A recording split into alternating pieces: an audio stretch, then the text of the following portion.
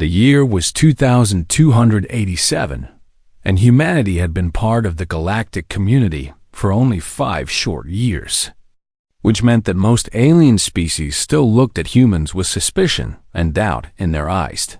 Char Shen stepped off the transport shuttle and took her first breath of recycled station air, feeling both excitement and nervousness building in her chest as she looked around at the massive trade station that floated on the edge of Galactic Council space. The station was called Nexus Prime, and it served as a meeting point for dozens of different alien species who came here to trade goods, share knowledge, and sometimes just to watch each other with careful eyes. Sarah carried a simple bag over her shoulder and wore the uniform of the Human Medical Corps, a blue and white outfit that marked her as a xenobiologist and medic who had trained for years to help beings from any world. She had come here for a cultural exchange program, one of the first opportunities for humans to learn from the older and more advanced species of the galaxy.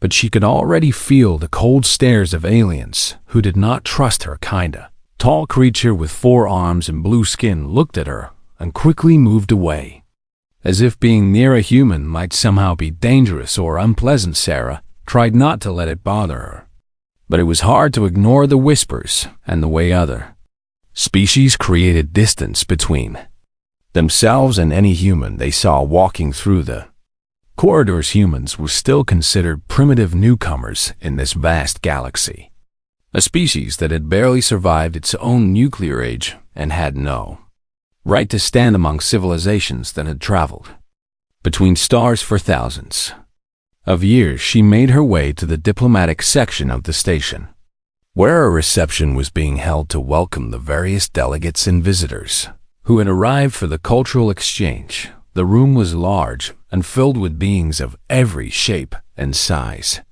from small floating creatures that looked like jellyfish made of light to massive rock-like beings that shook the floor with every step they took. Sarah found a quiet corner and watched the crowd, trying to learn what she could about the different species and their customs by simply observing how they moved and interacted with each other. She noticed that one group of aliens stood apart from all the others, surrounded by guards in beautiful armor that seemed to be made from some kind of living crystal.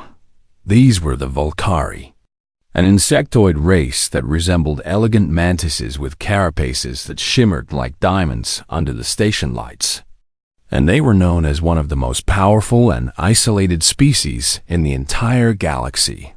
The Valkyrie were proud and ancient, with technology that made human science look like children playing with sticks and stones, and they almost never interacted with younger species unless they absolutely had to. Among their group was a smaller Valkyrie, clearly young based on the way her carapace had not yet developed the deep colors of the adults around her, and she seemed restless and bored with the formal gathering. Sarah watched as the young one kept looking toward the windows that showed the stars outside, and then toward a doorway that led to other parts of the station, as if she wanted to be anywhere but here.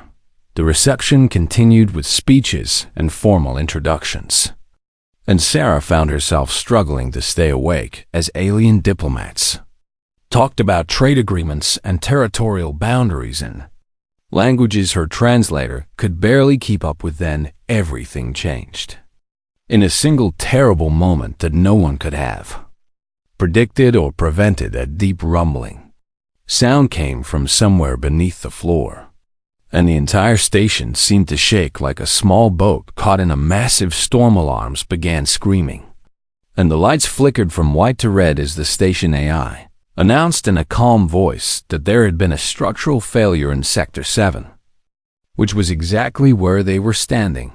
The floor cracked, and part of the viewing deck collapsed downward, sending several aliens tumbling into the chaos of broken metal and sparking wires. Sarah's medical training kicked in immediately, and she rushed toward the damage to see if anyone needed help, pushing past panicked diplomats who were running in the opposite directions.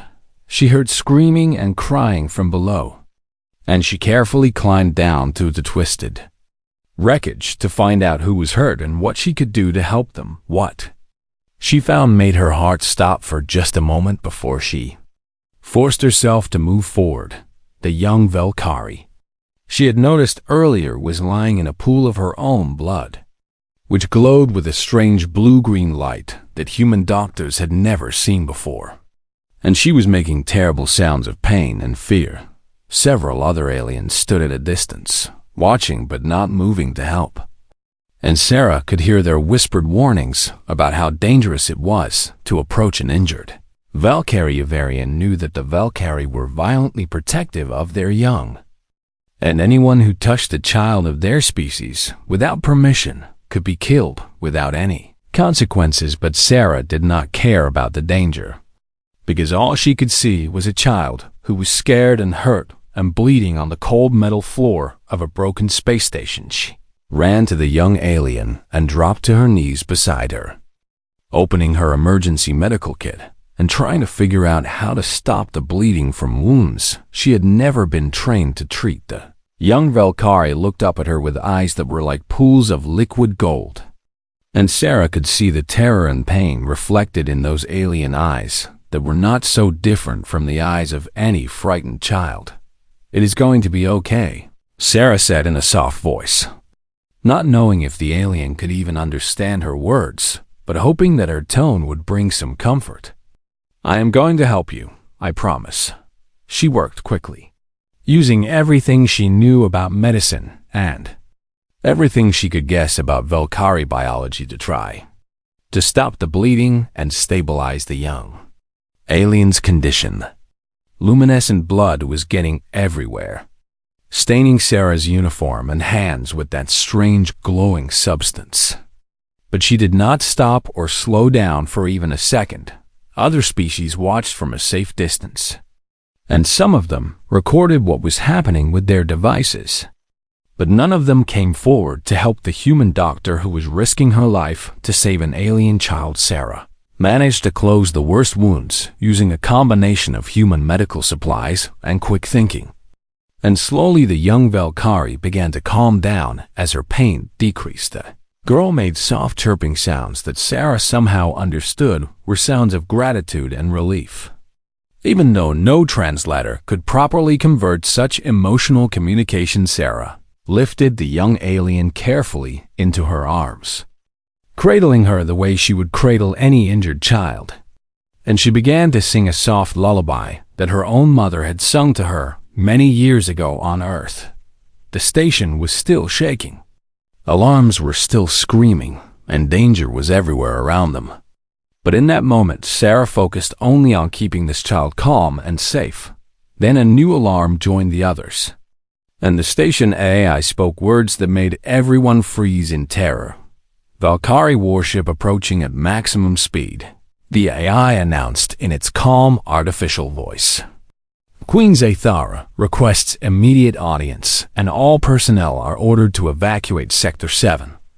Sarah looked up and saw massive shadows falling across the viewport as the largest warship she had ever seen moved into position outside the station. She realized in that moment that she was holding the daughter of the Valkyrie Queen, one of the most powerful beings in the entire galaxy, and that Queen was coming for her child with an army at her back. Sarah did not run or try to hide, because she knew that would only make things worse and might hurt the injured child in her arms. Instead, she stayed where she was, holding the young princess close and continuing to sing softly as the sound of armored feet began to echo through the corridors above them. Whatever was going to happen next, Sarah had made her choice, and she would face the consequences with the courage that humans had always shown when protecting the innocent.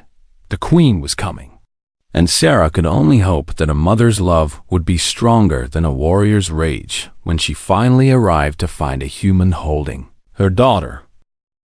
The sound of armored feet hitting metal floors grew louder with every passing second, and Sarah could feel the vibrations traveling through the broken deck plates where she sat holding the injured Princess. Queen Zathara moved through the station like a force of nature, and every being in her path scrambled to get out of the way before they were crushed. Beneath her royal guards, the guards were massive warriors in biomechanical armor that seemed to grow from their bodies like a second skin. And they carried weapons that could destroy entire buildings. With a single shot, station security had tried to establish a perimeter. But one look at the Valkyrie warriors had sent them running to find safer positions far away from the approaching Queen Zithara herself was magnificent and terrifying in equal measure.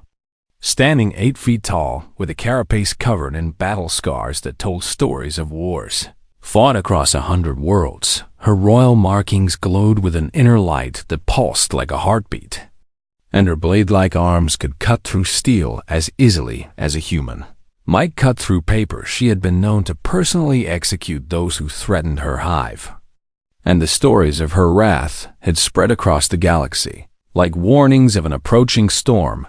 Every step she took shook the floor, and every sound she made was like thunder rolling through the damaged corridors of Nexus Prime. The Queen burst into the medical area with her guards fanning out around her, their weapons primed and ready to fire at any target their queen might choose her. Mandibles were spread in a threat display that would make even the bravest warriors run for their lives. And her golden eyes scanned the room looking for enemies to destroy. She expected to find her daughter imprisoned by the primitive humans, or perhaps being used as a hostage to gain leverage over the Valkyrie Empire. She expected to find scientists treating her child like a specimen to be studied and dissected in the name of their primitive understanding of medicine. What she found instead made her stop so suddenly that her guards nearly crashed into her from behind. Sarah was sitting on the floor in the middle of the wreckage, her uniform stained with glowing blue-green blood, and she was holding Princess Lysera in her arms. The way a mother holds a sleeping infant, the human was not restraining the princess or keeping her trapped in some kind of holding device. She was cradling her gently, rocking her slowly back and forth, and singing a soft song in a language that the translators identified as an ancient Earth lullaby. Queen Zithara went completely still, which was something that almost never happened for a member of her species. The Valkyrie were creatures of constant motion, always adjusting their position and moving their limbs to communicate emotion and intent. For a Valkyrie to go still meant that something had broken their understanding of the world so completely that they needed time to rebuild their thoughts from the ground up.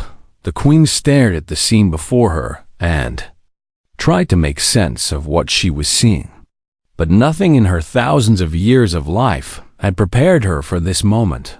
The human was holding Lysera in the exact position that Valkyrie mothers used during molting, when a child was most vulnerable and needed the complete protection and trust of their caretaker.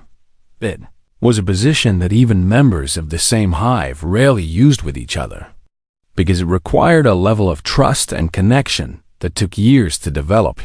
Yet here was this small human, this member of a species that the Valkyrie had barely acknowledged as sentient, holding the princess as if she had been doing it her entire life.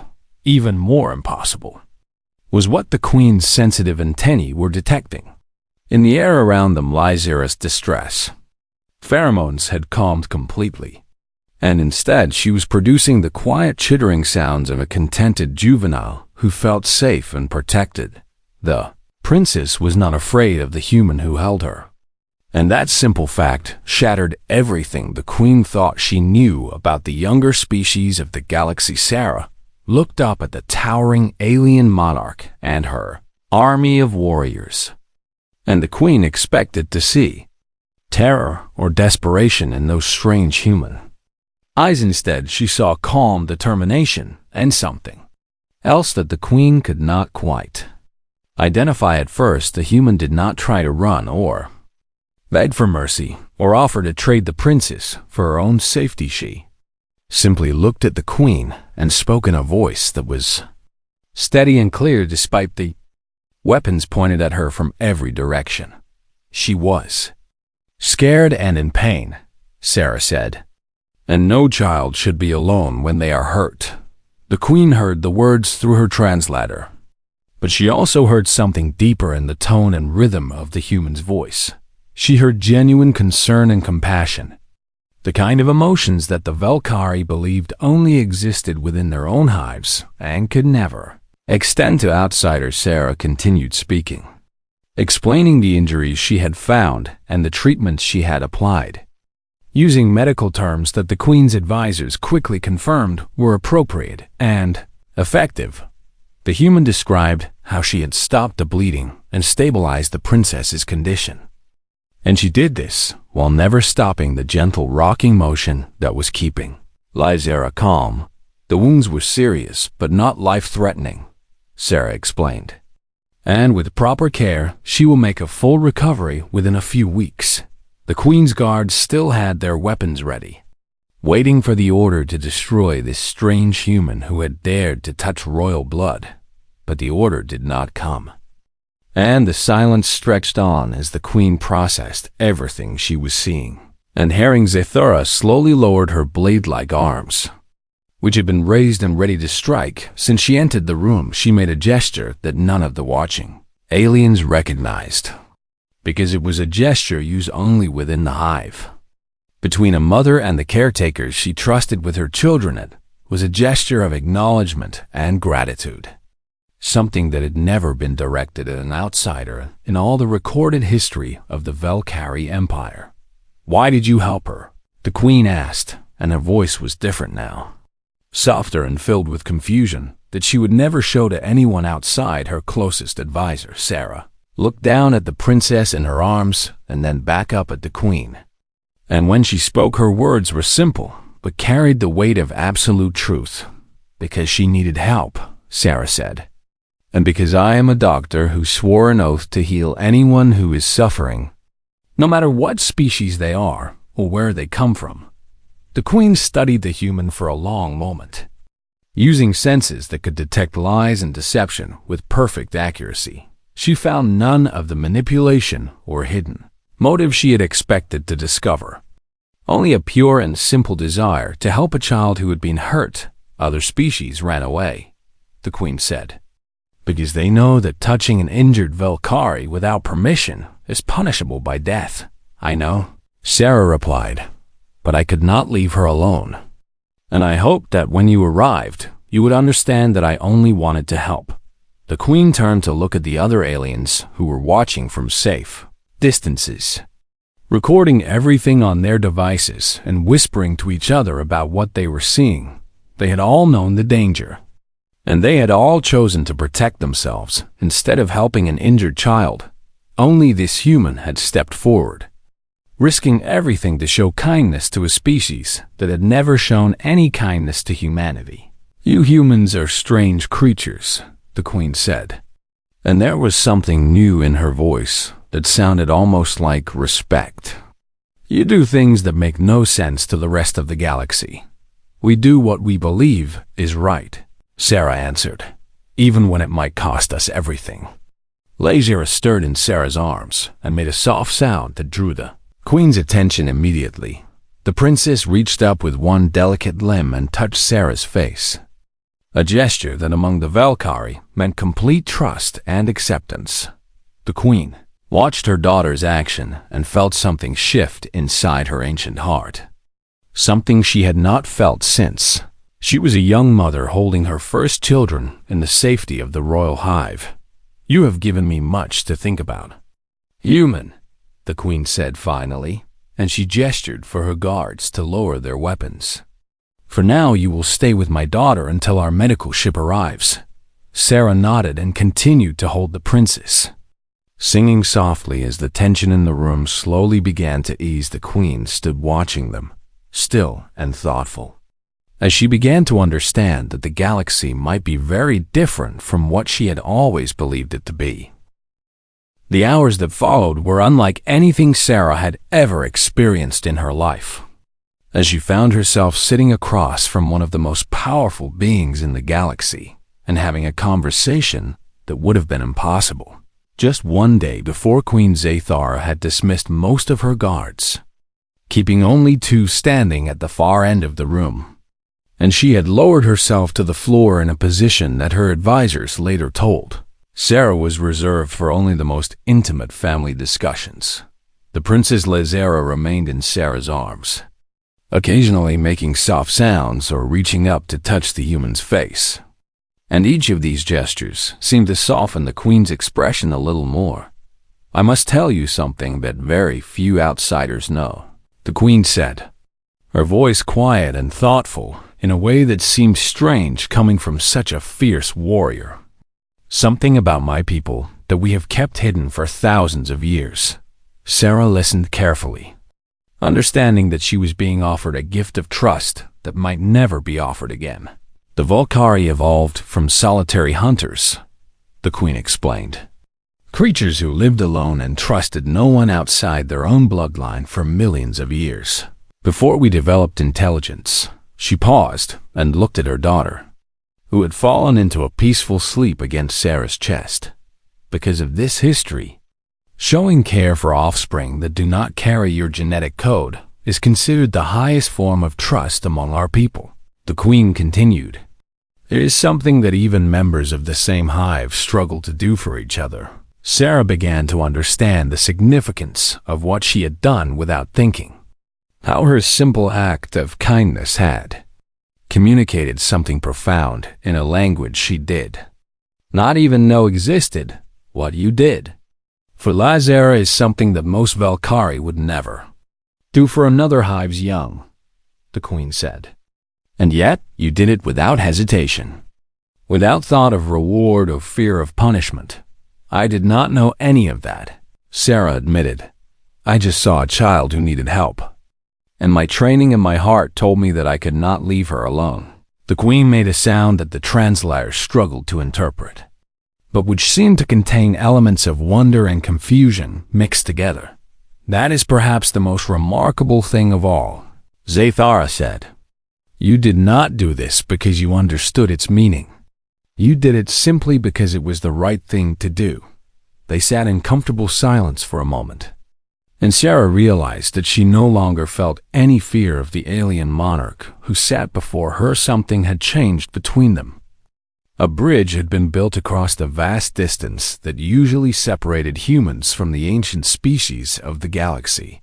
"May I ask you something personal?" the Queen said, and her tone suggested that she was not used to asking for permission from anyone. "Of course," Sarah replied. "Why did you become a healer?" Zathara asked. "What drove you to dedicate your life to caring for others, even those who are not of your own kind?" Sarah felt old memories rising to the surface. Memories she usually kept locked away because they were too painful to examine closely. "I had a sister once," she began, and her voice grew quieter as she spoke. "Her name was Maya, and she was 2 years younger than me." The Queen listened without interruption, her golden eyes fixed on Sarah's face with intense focus. "When I was 12 years old, we lived on a colony world called New Providence, which was one of the first planets humans tried to settle outside our solar system." Sarah took a deep breath and continued, remembering things she had not spoken about in many years. The colony was struggling, and medical supplies were scarce. And when Maya got sick with a disease that should have been easily curable, there was no one who could help her and no medicine that could save her. She looked down at the sleeping princess in her arms and felt the weight of that old loss pressing against her heart. Maya died because there was no doctor there to save her, Sarah said. And I promised myself that day that I would never let another child suffer the way she did, if there was anything I could do to prevent it. The Queen was silent for a long moment, processing this information through the lens of her own experiences as a mother. "You carry this loss with you always," Zathar said. And it was not a question, but a statement of understanding. "Yes," Sarah admitted. "It is what drives me to keep going, even when things are difficult or dangerous." The Queen turned to look at Lysera, and when she spoke again, her voice carried a weight of emotion that seemed almost impossible for such a powerful being. I understand loss in ways that I wish I did not, she said. Lysera is my only surviving daughter, the last of 4 children I once held in my arms. Sarah felt a chill run through her as she grasped the meaning behind those words.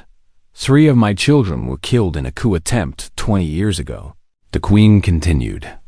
Assassins broke into the royal nursery and destroyed everything precious that I had created. Her blade-like arms twitched as if remembering violence that could never be forgotten. Since that day, I have dedicated my existence to protecting Lysera from every possible threat, Zathara said.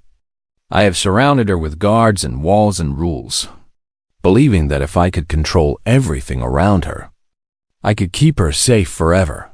She paused and made a sound that Sarah recognized as bitter laughter. But I see now that my fear has been building prisons, not shelters, the Queen admitted.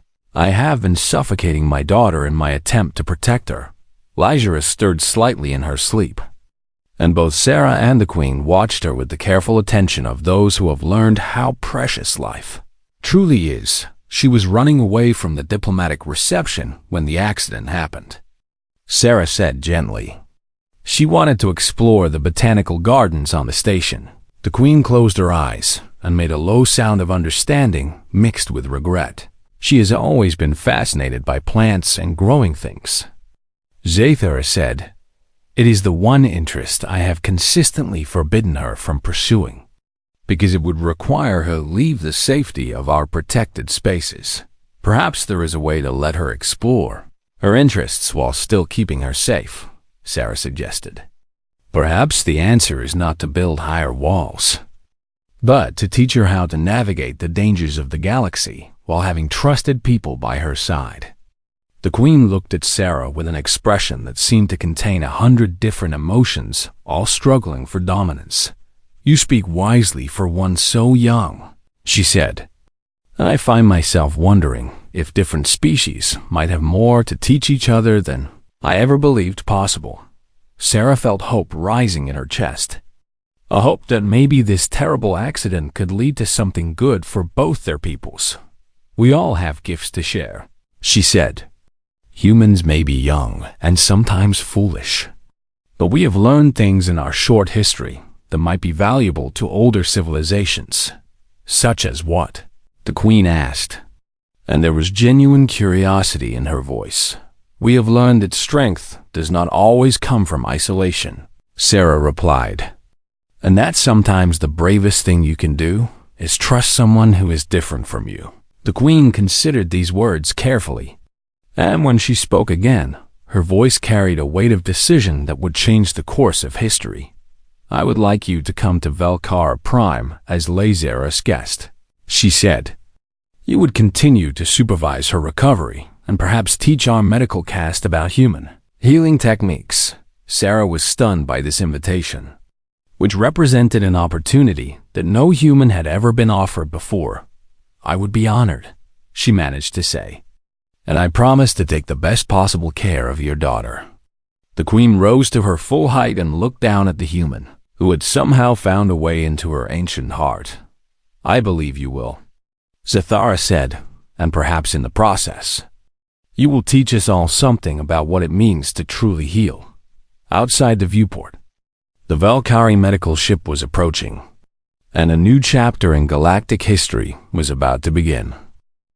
The news of what happened on Nexus Prime spread across the galaxy like wildfire burning through dry grass, reaching every inhabited world within days and sparking conversations that had never happened before. Images of the fearsome Valkyrie queen standing down before a human doctor, of a young woman cradling an alien princess in her arms, challenged centuries of assumptions about both species. News networks on thousands of worlds played the footage over and over, analyzing every detail and debating what it meant for the future of galactic relations. Humans were no longer just the violent newcomers who had survived a nuclear age and stumbled into the stars with primitive technology. They were now the species that had shown compassion when all others showed fear.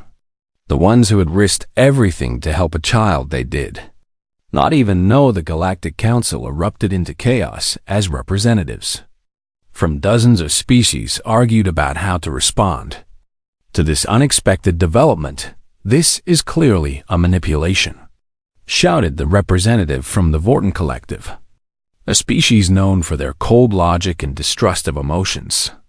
"The humans are using this incident to gain influence with the Velkari Empire, or perhaps," countered the delegate from the Aquilian Confederation. "We are seeing something genuine that our own cynicism prevents us from recognizing."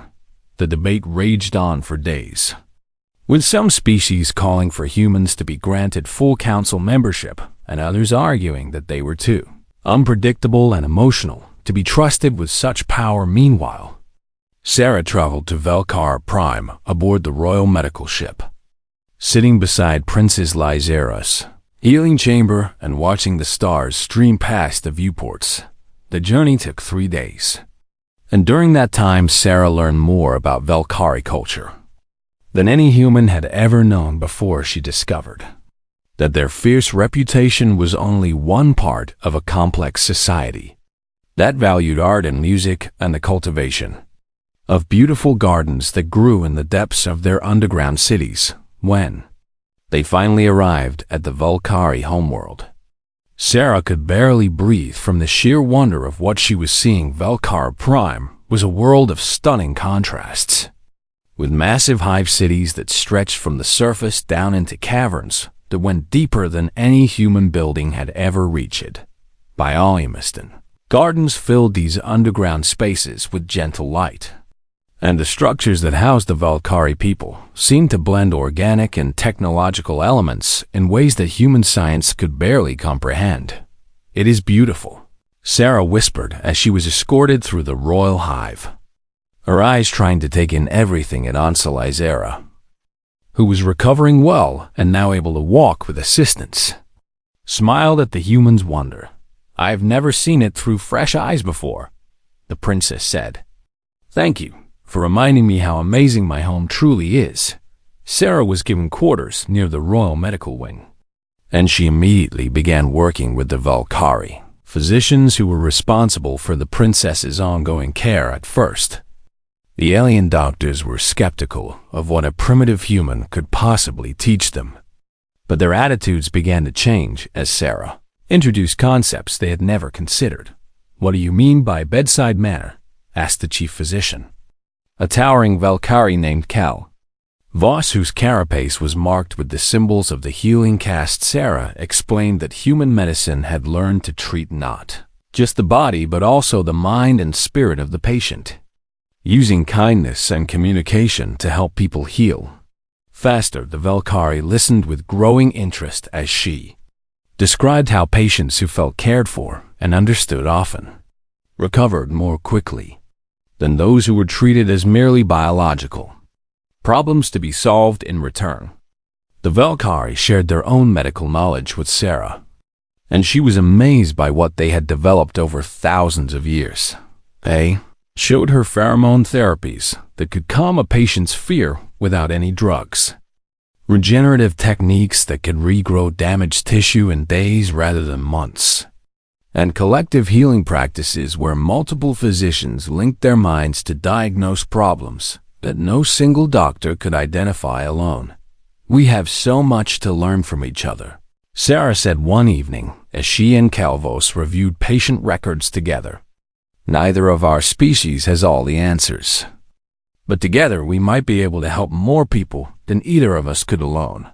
The physician made a sound of agreement and looked at Sarah with new respect in his golden eyes. As the weeks passed, Sarah noticed that Lyzera was beginning to change in ways that went beyond her physical recovery. With Sarah's encouragement and her mother's reluctant permission, the princess started exploring her interests in xenobotany and intercultural studies. She spent hours in the royal gardens, learning about plants from dozens of different worlds, and she began corresponding with young people from other species who shared her curiosity.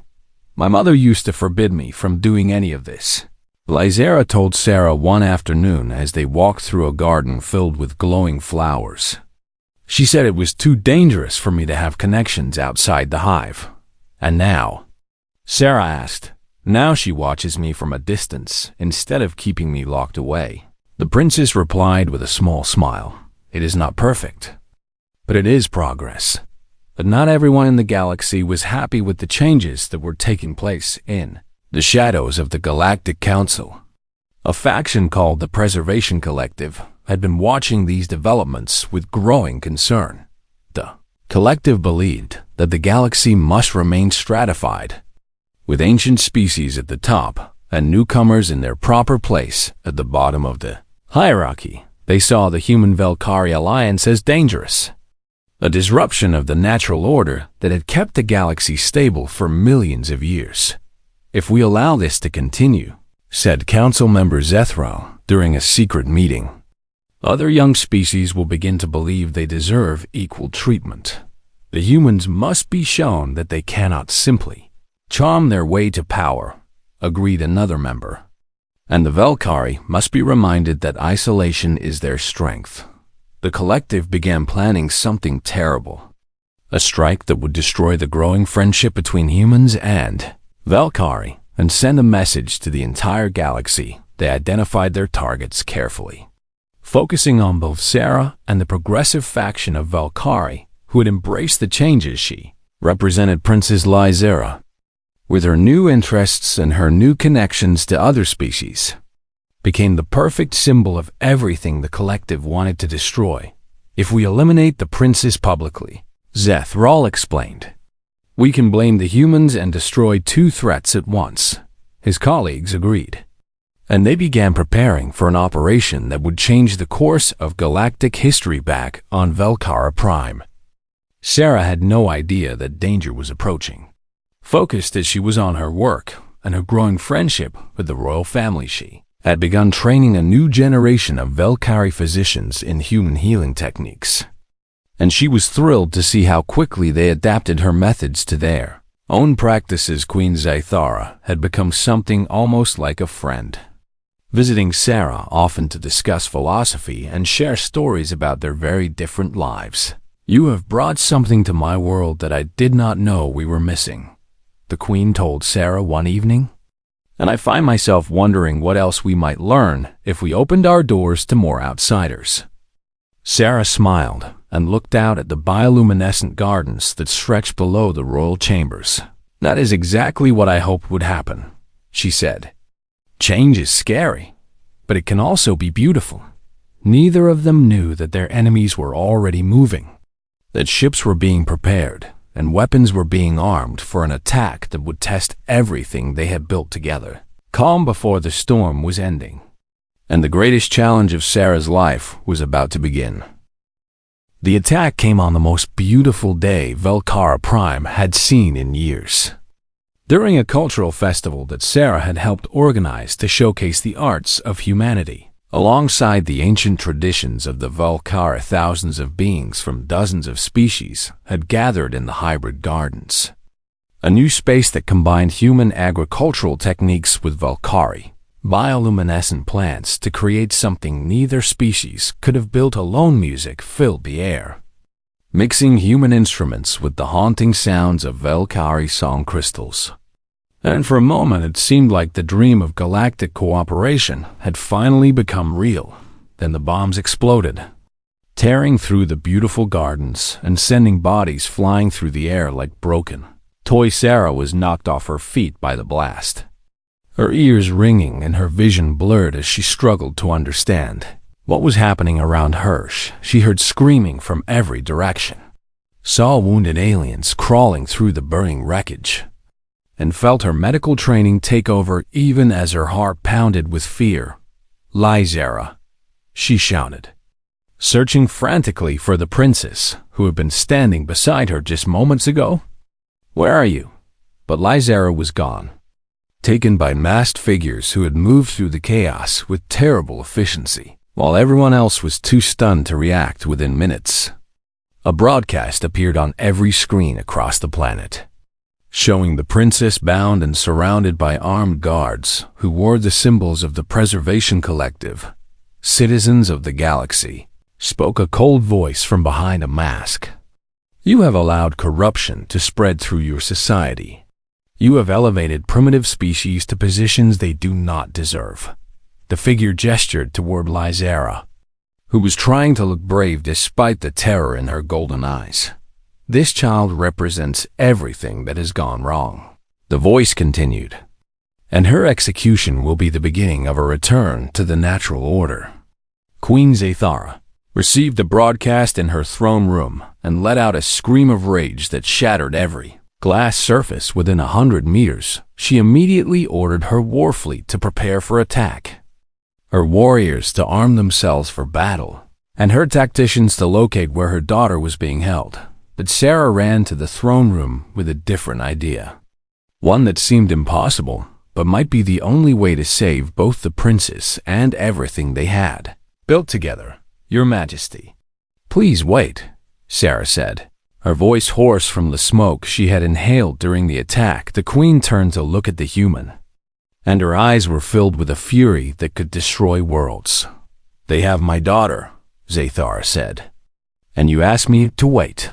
If you attack with your military, you will prove everything the collective says about us, Sarah argued. They will use your violence to justify their hatred. And even if you save Lysera today, you will lose everything we have worked for. The queen's blade arms twitched with barely contained violence. But she forced herself to listen. What do you suggest then, human? She demanded. That I do nothing while my child faces execution. Sarah took a deep breath and presented an idea that had formed in her mind during the chaos of the attack. Let me lead a rescue mission, she said. But not with warriors, with civilians from many different species who can demonstrate that cooperation is our greatest strength. She explained her plan quickly, knowing that every moment they spent talking was a moment Lysera spent in danger. The team would include Aquilian navigators who could chart routes through underground tunnels, Tron engineers who could hack ancient security systems, and medical personnel from many species ready to help anyone who was injured. We will show the galaxy that we do not need violence to solve our problems, Sarah said. We will prove that different species working together can accomplish more than any army.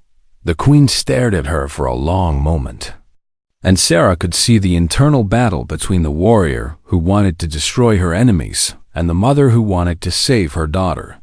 If you fail, Zathara said slowly, I will unleash my full wrath upon the collective and anyone who stands with them. I understand, Sarah replied. But give me the chance to try another way first. The queen nodded once, a gesture of trust that would have been unthinkable just a few months ago. Sarah moved fast, reaching out to contacts she had made across multiple species and assembling a team of volunteers who believed in what she was trying to do within hours. They were traveling toward the hidden bunker where the collective was holding Lysera, using skills and knowledge that no single species possessed alone. The Aquilian navigators found a water route that led directly under the bunker, a path that the collective had not thought to guard because their species could not survive underwater. The Tron engineers created devices that disabled the security systems without triggering any alarms, using techniques developed for peaceful mining operations on their homeworld. And Sarah led the medical team through the tunnels, ready to help anyone they found, regardless of which side they were on. When they finally reached the bunker, they found Lysera surrounded by dozens of armed collective soldiers who were preparing for the execution broadcast. Sarah did something that none of the soldiers expected, something that changed everything that happened next. She activated a galaxy-wide broadcast of her own, showing everyone exactly where they were. And then she began treating wounded collective soldiers who had been injured in their own bombing. What are you doing? Shouted the collective leader as he watched Sarah kneel beside one of his injured soldiers. We are your enemies. Sarah looked up at him while she continued to work, her hands steady despite the weapons pointed at her from every direction. You are not my enemies, she said. You are people who are afraid of change, people who have been hurt and who have hurt others because of that fear. She gestured to the soldier she was treating, a young Vorton whose leg had been badly damaged. This young person is someone's child. Just like Lysera is someone's child, Sarah continued. And I will not let anyone suffer if I can help them. No matter what symbol they wear, more members of her team spread out through the bunker, offering medical aid to collective soldiers and prisoners alike, treating everyone with the same care and compassion. The collective leader watched in confusion as his soldiers began lowering their weapons, uncertain how to respond to enemies who showed them kindness instead of violence.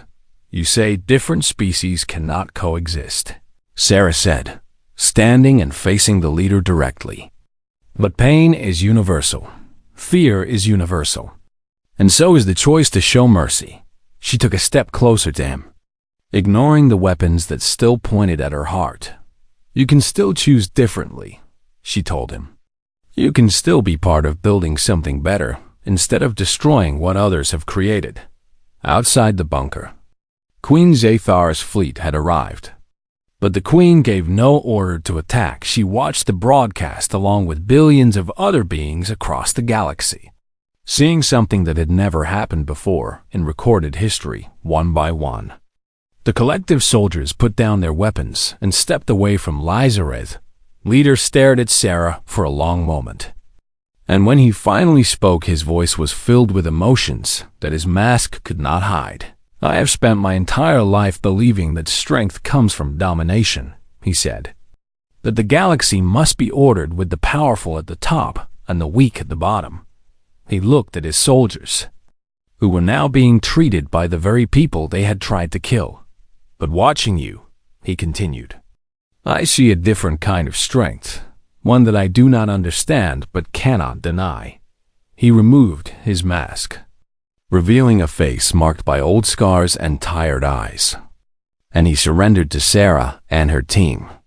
Without another word, the aftermath of that day transformed the galaxy in ways that historians would study for centuries to come. The Galactic Council underwent its first major reform in millions of years, with humanity granted full membership, not because of military power or technological achievement, but because of demonstrated compassion. Queen Zathar proposed new guidelines for species integration that came to be known as the Sarah-Chan Accords, a framework that evaluated civilizations based on their ethical conduct rather than their age or advancement. Many of the collective members who surrendered that day eventually became advocates for the very changes they had once tried to destroy, transformed by the mercy they had been shown years past. And Sarah rose to become the first human ambassador to the Galactic Medical Alliance, working to spread the techniques and philosophy she had shared with the Velkari to hundreds of other worlds. Princess Lysera grew up to become a diplomat and xenobotanist, creating gardens that combined species from across the galaxy and building bridges between civilizations through the simple magic of growing things together.